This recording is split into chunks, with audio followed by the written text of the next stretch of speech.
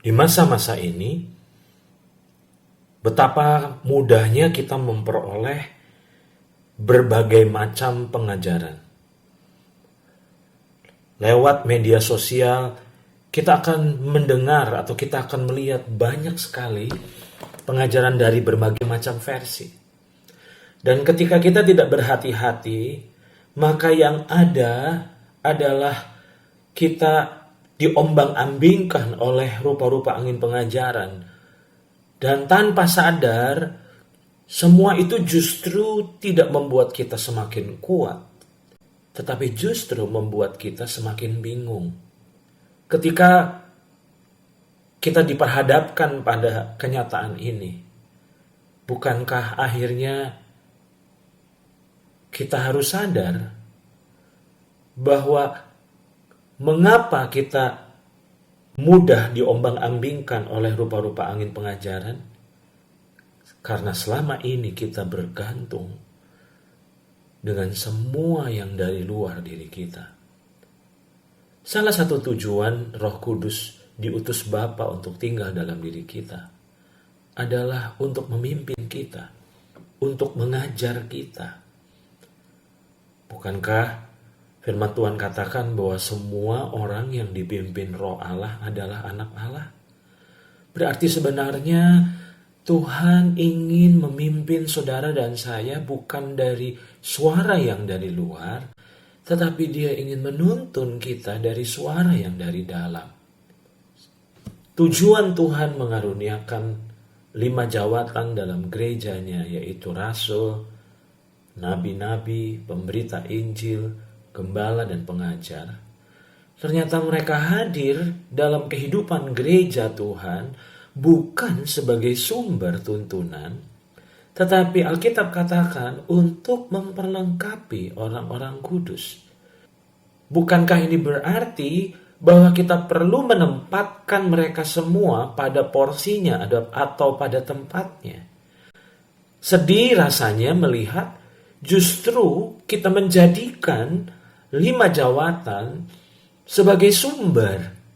Bukankah sebenarnya tujuan Tuhan mengirimkan mereka untuk memperlengkapi kita? Artinya mereka adalah pelengkap. Mereka hadir untuk menyempurnakan. Mereka hadir untuk memperlengkapi kita, bukan dijadikan sebagai sumber dalam hidup kita. Mentalitas instanlah yang menjadi penyebab kita belum mengalami secara maksimal kehadiran Roh Kudus yang di dalam diri kita. Kita perlu bertobat dari mentalitas instan. Mengapa saya katakan demikian?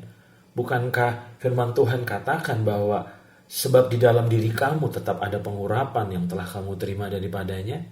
Karena itu tidak perlu kamu diajar oleh orang lain. Tapi sebagaimana pengurapannya mengajar kamu tentang segala sesuatu. Dan pengajarannya itu benar, tidak dusta, dan sebagaimana ia dahulu telah mengajar kamu, demikianlah hendaknya kamu tetap tinggal di dalam Dia. Nah, tentu tujuan dari ayat ini diberikan Tuhan kepada kita bukan berarti akhirnya kita tidak membutuhkan hamba-hamba Tuhan atau pemimpin-pemimpin rohani, tetapi mereka sekali lagi bukanlah sebagai sumber tuntunan bagi kita.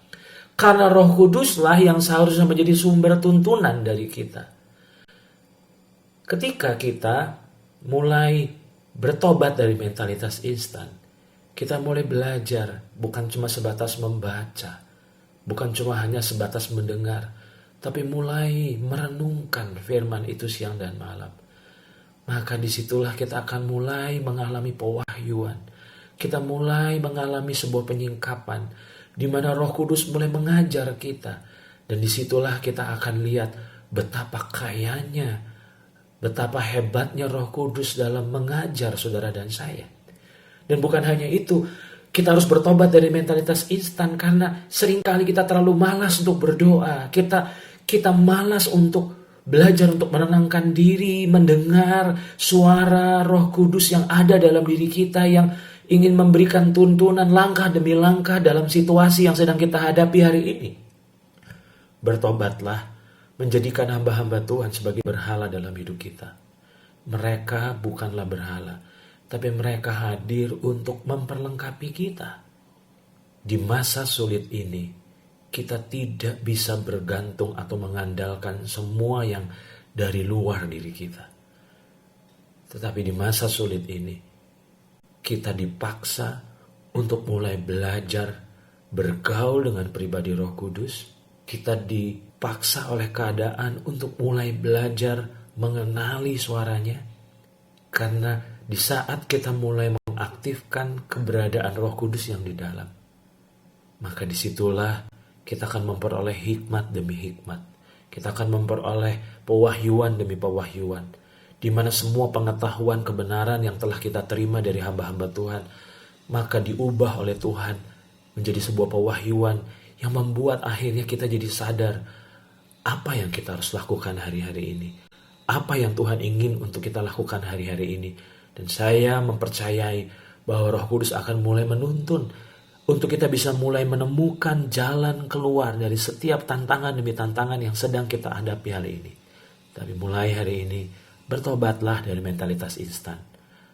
Tuhan menghadirkan semua hamba-hamba Tuhan bukan sebagai sumber, karena Roh Kuduslah yang sebagai sumber, di mana semua hamba-hamba Tuhan hanyalah memperlengkapi saudara dan saya untuk kita bisa bertumbuh dalam kemaksimalan di dalam Kristus. Jangan jadikan pelengkap sebagai sumber. Jadikanlah pelengkap sebagai pelengkap yang melengkapi semua yang kita dapatkan dari Tuhan.